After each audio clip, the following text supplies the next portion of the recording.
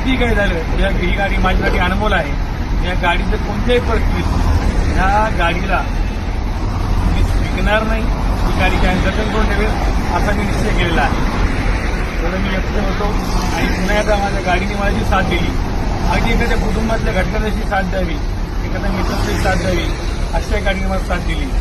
त्याबद्दल मी देवाचे आभार मानतो आणि महिंद्रा कंपनीचे आभार मानतो.